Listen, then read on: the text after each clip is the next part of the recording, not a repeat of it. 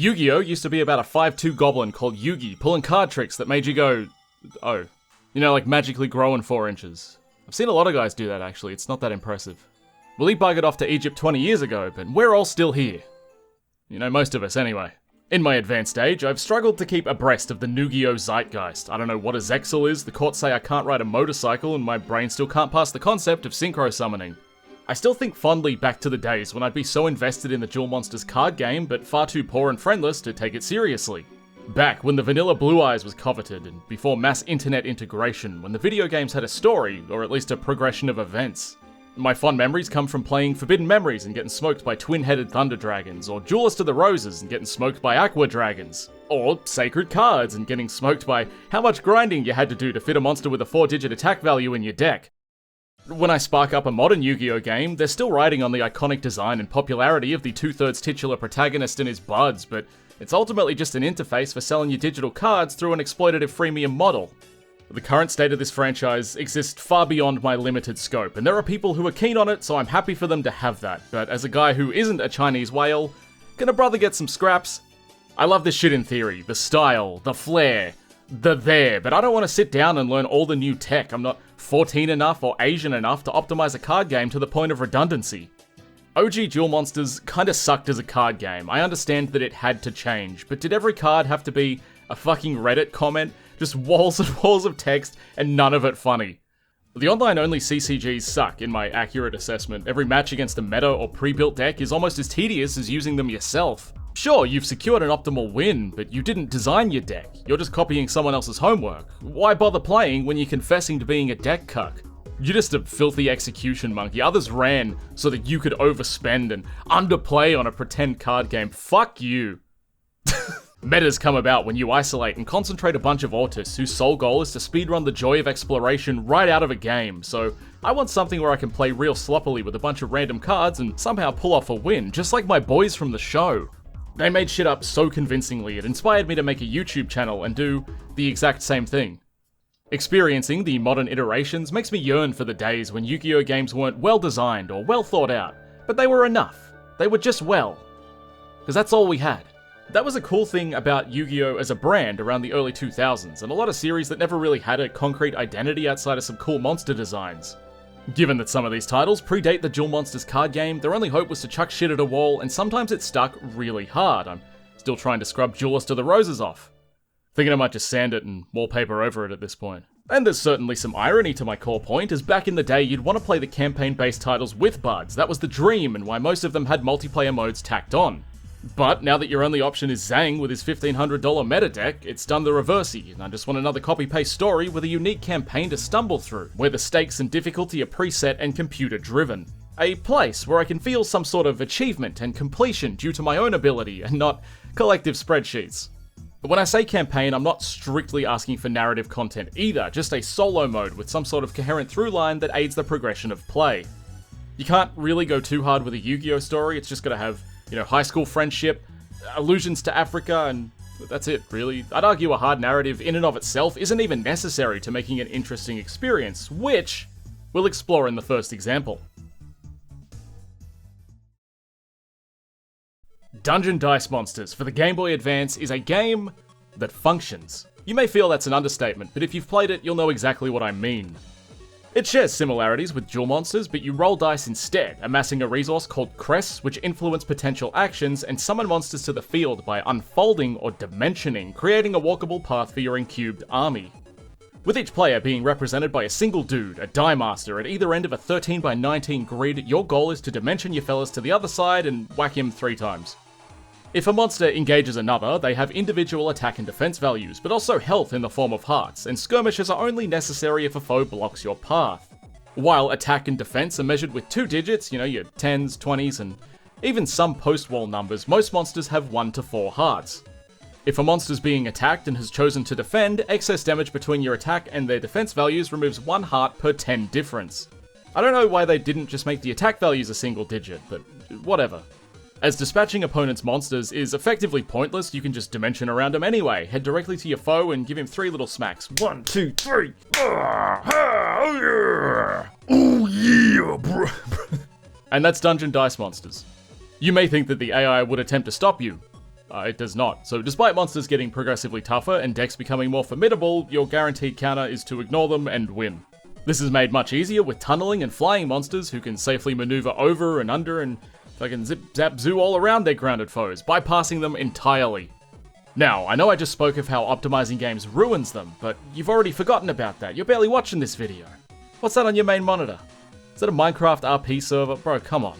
Progression is dished out through tournaments with escalating severity and single battles against people you've defeated in said tournaments, but due to the glaring AI flaw, you never really feel like you're getting anywhere.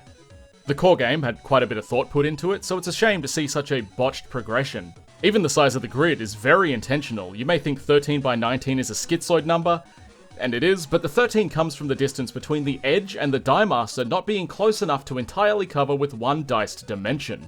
The maximum spread of a die is up to 5 spaces, so it's that plus 1 in each direction, 13. As for the number 19, well, that's how many times I have to check the door locks to keep the bad thoughts away. I'm not saying it's genius, but they clearly thought about and remedied very simple issues which would make the game objectively shittier.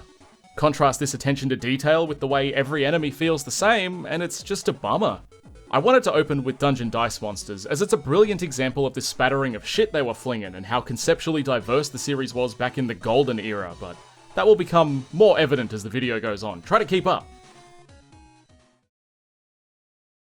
Depending on how you feel about lactose, the sacred cards, also for the Game Boy Advance, may make you feel a certain way, particularly in the intestinal and stomach region, but I'm rather fond of cheese myself. It takes place in Duelist City after the Duelist Kingdom arc of the original series, and you play as a self-insert who's best mates with Yugi and Joey, but your hair isn't quite as edgy. While you don't get deep introspection with character interactions, like you're not sitting down for a coffee with Mai exploring her daddy issues, it does ape the anime just enough to be called a narrative. You've got to get your 6 locator cards and battle a bunch of nobodies to increase your tamer level as well as deck capacity, as each card has a required level to meet and cost to use. The battles are pretty standard. It uses the rule set where elements take priority over numbers. I don't know what that's called, but once you fill your deck with monsters that summon copies of themselves like Revival Jam and that one that starts with D I can never remember, and then pack in copious amounts of buffs, you can steamroll every battle in the game with ease. Unless they have Thunder monsters, but it's a pretty breezy experience. There's deck customization and a card store, and it can be overwhelming because the user interface isn't really designed for sifting through hundreds of cards with its meager sorting options and tiny screen. An objective benefit to the modern online games is that they have relatively fewer cards and better ways to interface with them. Also, they're not on a Game Boy Advance, which helps. Menus are real snappy, so even though you have to do 100 bajillion duels, it doesn't feel like it. Cash feeds like a pit bull in a preschool, cards are super easy to get, and every significant character pays a good card upon defeat. Overall, it's just a casual fun time with simple linear progression, which is why they tipped the Millennium Scales with the sequel, Reshef of Destruction. I'm not going to pretend this one's good, it's basically sacred cards, but instead of the relatively flat difficulty curve, this one's more of a sequence of ever-escalating cliff faces, and you're covered in butter. The sheer amount of grinding that you have to do to progress and not base your entire endeavor on luck is stupid. I don't mind when a game kicks the shit out of me, but when the answer is either grinding or getting lucky, I don't know bro, kinda rubs me the wrong way. While functionally the same as sacred cards, the AI seems less stupid, and between each turn an active effect checker is ran, which manually scans every slot on the field. This pad turns out to be a couple seconds longer, and you genuinely notice it. See that cursor spasm, that thing that looks like an emulator bug? Yeah, that's a feature. The story itself is silly. Pegasus got possessed by a demon and you have to collect the Millennium items to unseal the God cards, which will help you somehow, even though they're kinda shit. They're iconic, I love their design, but 3 sacrifices is not feasible unless you're already winning pretty hard. That said, as far as Yu-Gi-Oh stories go, you can do a lot worse. Also, Yugi and Joey follow you closely this time. They're not just casual acquaintances, to the point where you can ask one of your shoulder buddies to shake for you. Reshef is fine if you want to bang your head against a wall or don't mind a bit of a grind, but the event progression would be exactly what I was after if only it eased you in a bit more. Maybe some more things to do between getting the Millennium items? Like, I don't know, the game's 20 years old, what am I asking for? And I'm not saying Sacred Cards was amazing, the foundation's great, but it has issues, and the same for Reshef, but I think what would have pushed them both to the next level is if they were one game. Sacred Cards plays out like normal, you work your way up, get the God cards, save the world, then retire the gods after defeating Marek, and Reshef happens shortly after, but, you know, you keep all the progress you made otherwise. So there's not this big fucking difficulty cliff throwing me over. While you're at it, slap a dating sim in there so I can take Kaiba to my room to play, Dungeon Dice Monsters. It would certainly eliminate the difficulty cliffs, as you'd have a library of half-decent cards to fall back on, and the later parts of Reshef would be around the same difficulty. So you'd still get that escalation, but wouldn't be entirely optionless, and it would remove a lot of the grind from both games. That kind of thinking doesn't make you 2 sales though. Or 3 if you bought the Duel Pack, wherein they're still separate games. Be honest, when you were watching Yu-Gi-Oh! GX, you wished you could go to Duelist Academy instead of stupid regular school, right? Well, I never watched GX, I was far too old, I was like 5 or something, but I know you better than you know yourself. I can also see your search history, I didn't know you could do that to an armpit. Anyway, GX Duel Academy allows you to do just that. Go to school, not the other thing. You play as a formless entity who signs up to a card school and gets to interact with all his favourite anime buds, with the primary goal to become the king of games. But the only game is Duel Monstahs, so really king of game. Starting in Slifer Red, the special dorm, you battle guys to get currency from how well you perform, which allows you to buy boosters and build a more versatile deck to challenge tougher foes and be more apt at the exams. Because it is an academy. Every month or so, you're given an opportunity for upward mobility through said exams. The whole thing consists of 3 smaller pieces. There's a knowledge component with random trivia, a timed battle where you're given a very specific setup and must win within a single turn, like a puzzle. The final piece utilizes building your real deck to output a particular criteria. This could be dealing as much damage as possible, using as many traps or magic cards as you can, and all sorts of other stupid shit. Perform well during these exams and you can move up to the Ra Yellow or Obelisk Blue dorms, which is a secondary goal, but necessary to become the king of game. I always get stuck at Ra Yellow, even though I can play the card game itself well enough to wipe everyone, which kind of brings the whole structure of the system into question. This is despite them having decks full of Mirror Forces and Man-Eater bugs, which is incredibly annoying, but it also makes them predictable. Just pack your deck with strong level 4 monsters and a few equip cards and you're unstoppable. This game always leaves a bad taste in my mouth, as I don't know Duel Monstahs trivia well enough to become king of game, embody the title of Yugi II, and secure my romance with Alexis. So let's move on to the next title. Monster Capsule GB is a victim to the monster collecting fad that took the world by storm in the late 90s. Everyone was doing it, and the Fresh Face Yu-Gi-Oh! Franchise was no exception. While this game never left Japan, it was recently fan-translated by Boundly. You can find links in the description to the translation and to the creator. I will say it's refreshing to load a social media profile and not see porn or politics, so thanks for that, and for the translation, because the game's actually pretty good. You collect a handful of small creatures, capsule monsters if you will, and chuck them down on a 6x6 grid. With up to 4 monsters each, you and your opponent slowly edge together, one step at a time, with hopes you can clap his little bastards before yours go down, as once they're dead, they can never be revived. Monsters have individual attack ranges, some can attack multiple panels forward or behind, and some even in a zigzag pattern. Like a W. Every monster within your range takes damage as well, so if you have this nice pattern and can fill it with foes, that's an easy game. There is a fine art to figuring out what monsters work, and then losing them in battle and turning the game off. Enemies having the same constraints also encourages you to learn their attack ranges, so you don't carelessly step into them and get completely rolled. There are enemies that can attack every monster on the field, and fuck those guys, but everything else is fine. Winning a match grants you a star chip, and each floor of Kaiba's demonic funhouse requires 10 stars and a small trial to progress. However, you can also use them at the gacha machines, strategically placed throughout the floors to exploit consumer psychology and acquire new monsters. While they do level up, and losing a great one can be tragic, acquired monsters start at a higher base level on higher floors, so even if you take that tragic loss, it's never too harsh a penalty. The trials between stages feature some neat shit too, so the core game is just a big room and you can duel nerds with your capsule army, but the trials play like micro RPGs. You're sucked into a game board and have to traverse a Dragon Quest-like space with your capsules to perform a task of some kind. Honestly, I'd love a game if it were just Yu-Gi-Oh! Pokemon with permadeath. I don't know why they never pursued that. Cut out the filler from this game, put me in a big RPG world, and let the magic happen. There are games similar to this which use capsules as the core motif and take place on grids. The PS1 version even has monster raising elements, where you can select their terrain and manually train them, but I don't know, the Game Boy one is just the better version with its narrative and far less infuriating gameplay. We all know Forbidden Memories. We've all had our asses handed to us and been forced to learn entirely new ways of thinking about the card game, as it was released roughly around the same time as the physical version, so the pre-established rules were likely vague. You play as a Tem, or Yami Yugi, or whatever the fuck he's called, and get run out of your castle by not Kaiba and a wizard, then teleported through time to duel in a tournament. The game's roughly put together, like how you gotta leave the core game to duel against previously defeated opponents if you want to build your deck. Like, why am I leaving a set of menus to go to a different menu to get throwaway duels? Why not just slap them next to the save button? Also, the RNG can be brutal, particularly if you're not familiar with how it works.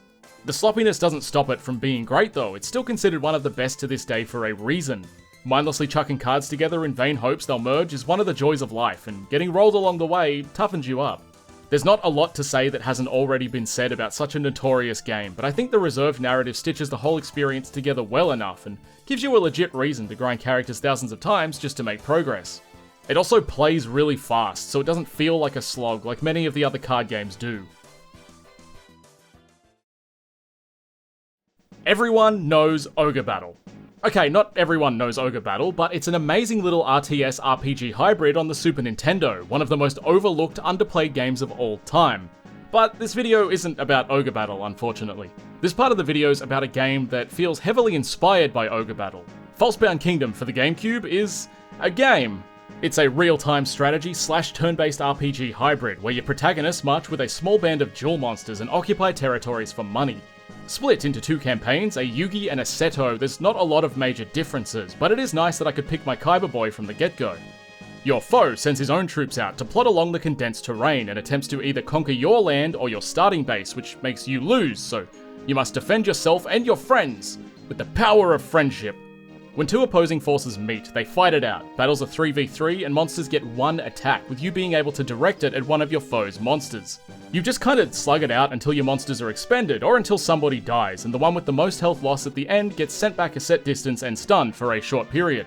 Monsters level up, forts can be fortified with upgrades like walls and cannons to shoot at nearby enemy groups. It's pretty sick.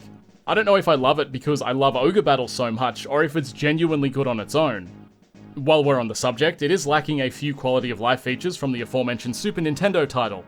Primarily, you can't issue commands while the game is paused, nor can it pause before battles take place to issue post-battle commands, so it's tough to interface with at times. But as another throwaway Yu-Gi-Oh game, this one kicks ass. I kinda want to do a full video on it, but who has the time?